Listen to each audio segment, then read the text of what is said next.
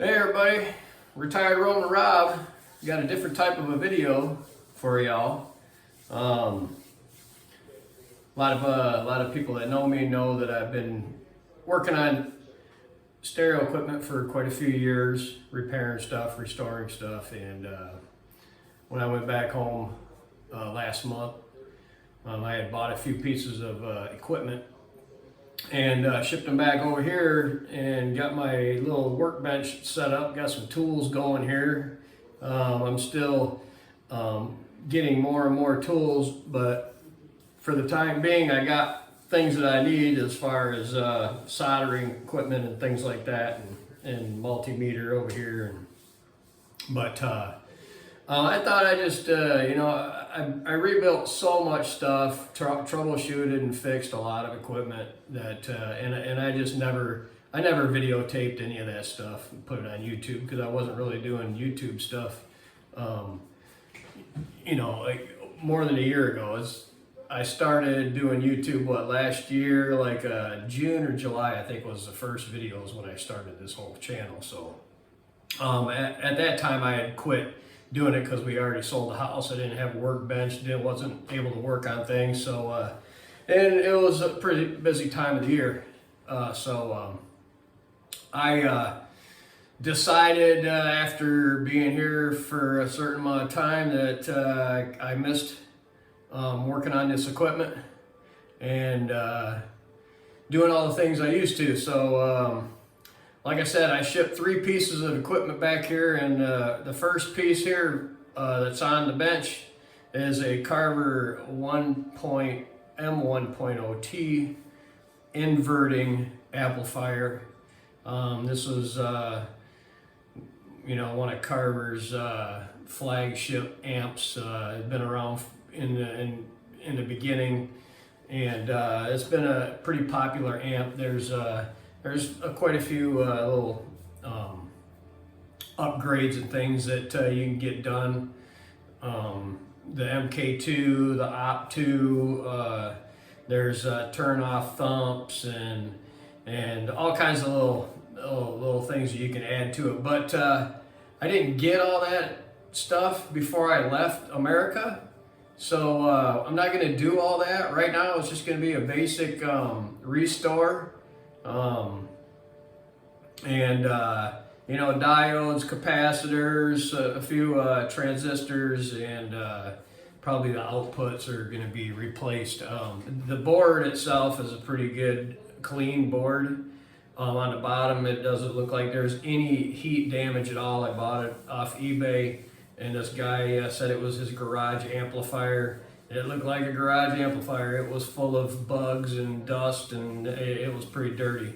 So I got the majority of that all cleaned out and ordered some parts online, and some of those parts are coming in little by little. I got to go pick some up tomorrow. But yeah, this is This is May 30th, May 31st. It's a Saturday. And June 1st, Sunday, I'm going to run down to the package store and go pick up some parts and stuff and start working on this. So this is a little bit of some pictures and stuff.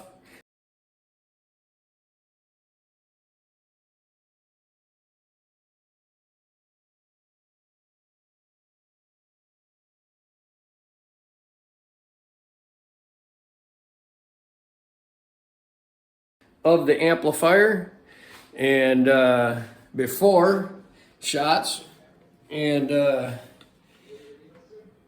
it's not too bad. I've seen worse. The faceplate's pretty decent shape. It powered up with about 0.4 amps of draw, which is good. And yeah, it doesn't look too bad. It looks like it's going to be a pretty easy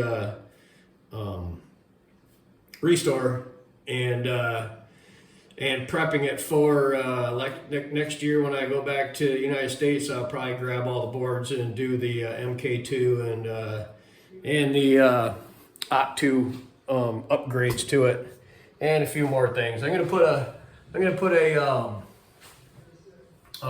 not the IEC, the big one. I was thinking about doing the IEC with a fuse holder and everything in there, but didn't have the room that I wanted. I didn't want, and there's a couple of transistors right down there in the back that would probably be in the way. So I said, I'm just going to go with like those little, I think it's called a C6 or C8 type of a socket, kind of like your plugs, the cords that you can pull off your PlayStations or with something like that, you know, and just add that to the back. And that's probably going to be about it for this right here. This is capable of running either on 120 or 240. All I got to do is change some jumpers around on the transformer to change the input voltage and what else? I think that's probably about all I'm going to do. Diodes, some transistors, recap the whole thing. I found a place online that's pretty much, I think it's a Nichicon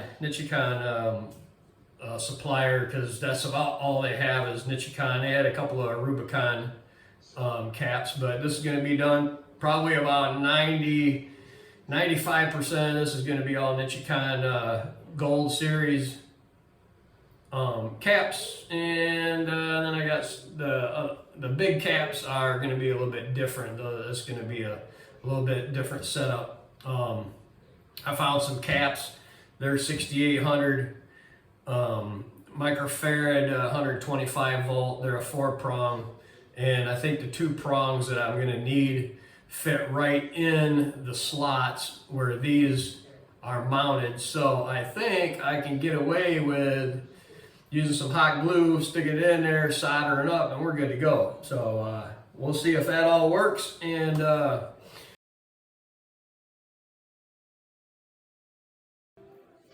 yeah, so I tore into it and got some things disassembled, getting it ready for the caps and stuff. I got to finish taking out the caps, but the majority of the big caps, those were the pain in the butt because they have all the glue on them, hard to get out. And this little service mount and solder machine has this little blower on there, so I used it as a hot air gun and heated up the backside of the board, loosened up the glue, and they came right off. Came right off with no problem. Got the rectifier board here. I'm going to rebuild, switch, and the gauge. The LED lights are for the faceplate. I'm going to go and see if I can find a company to make a faceplate for me, and so I can have a nice one. Probably maybe custom anodize it. Maybe do a different color. I don't know. Might even do it gold.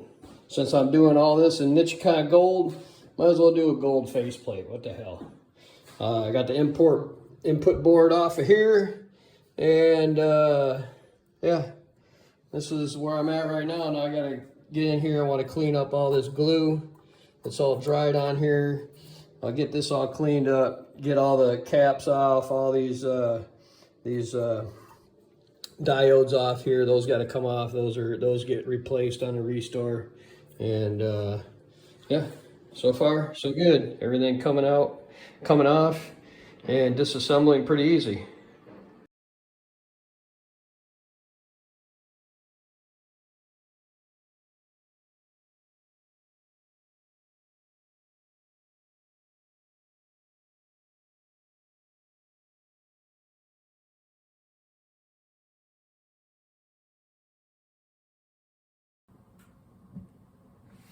Yeah, so I'm going to go over a little bit what I did here real quick, and then and it's been a while, and I'll explain to you why it took me a little bit of time to get this thing where I wanted it. But I already tested it once, and but I got the faceplate, doing some work on the faceplate. So over here is the transformer, where we had to remove a couple jumpers, move some wires around. It's all in the manual on how to do that. Pretty simple. Got all the caps in there, Everything's all cleaned up. In one of the other pictures, you're going to see a different color caps here. These two big filter caps, the previous ones that I had, I hooked it up to the isolated transformer, variac, turned the voltage up, got it up to the operating line voltage of, I was using 120 at the time, 120 volts. And it kind of had a little higher current draw than I'd like to see. So while I was checking the bias voltages and the overall the 100 volt check, the current draw all of a sudden started rising on the variac, and it got to the point to where I had to shut it down. And what had happened is I started looking at stuff and wondering what's going on, and I grabbed a hold of these two filter caps here, and they were hot. I mean, they were really, really hot. So I took a temperature gun and hit them up and said, yeah, that's something's going on with these capacitors. So after digging around and stuff, I decided, you know what, maybe those capacitors are just junk. You know, I don't know. It was a different company that I've never used before.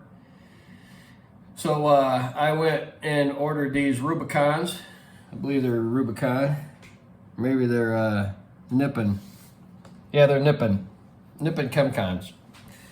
And they were a 125 volt, which is good, and then a 10,000 microfarad, which the originals were 68, I believe, but it's no big deal.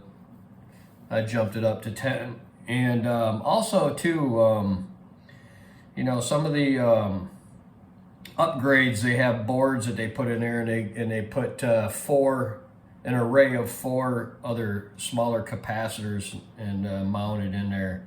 And of course, that's part. I mean, I don't have that board. I'll get one next year if I really decide that I want one. But what I did is I ordered a 4-prong capacitors, and I cut the 2 prongs off, and the 2 that were needed fit right in the slots perfectly. So they sat right down in there. So I soldered those in there, and then I put this back to 240 volt wiring, and said, hey, you know what? We'll give it a shot. So I plugged it in and brought up the voltage, and the current draw was good, and did my initial settings and set the bias voltages and everything, and let it run for a while, and continued monitoring the temperature on these, and they never got hot. They stayed cool like they're supposed to, and so everything looked good. I assembled it, put the cover and everything back on it, let it burn in for a little while, and hooked it up to the stereo, and with the hood off, or the cover off, I hooked it up to the stereo system and played it for days and days, and monitored the temperature and all that kind of stuff, and everything seemed to be great. When I did hook it up and start listening to it, these things have a turn on, turn off thump fix in the manual, and it is a couple of resistors mounted on the bottom of this board, and then you got a resistor and a pair of transistors on each channel here on the input board. Well, I had a pretty annoying buzz type of a turn on. Turn off was perfectly quiet. Only the turn on I had an issue with. And took off the resistors, measured them. They didn't measure what the book or the bulletin had talked about. It was supposed to be like a 6.2K or 62K, something like that. Or no, actually it was a meg. It was a 6.2 meg resistor was on it, which in the service manual said 2 meg. So I just pulled those babies off. I left the resistors on the bottom of the board and pulled these off, and that turn on buzz, bump, whatever you want to call it. It's not really a buzz anymore, just a little bump. Very, very tiny bump. Probably eliminated 90-95% of that noise just by removing those that turn off thump fix. Now, there's been other experienced people that have said that they have experienced that same thing where they just remove it and it's better than what it is with it on the inverting amp. So just for a little tech information there. But I did actually go with a regular IEC connection right there. And the speaker connectors I'm going to change later, but these here are in pretty good shape. The RCAs I'm going to do gold later, but those are in pretty good clean condition. And the wires, there's actually some blue and red and black and blue wires that come through here on the stock. I mounted those underneath just to get them out of the way, make it look cleaner up top. So runs, purrs like a kitten, sounds beautiful, and can't wait to get my faceplate back, and so I can start using this. So that is the M1.0t inverting restoration. Thanks, everybody.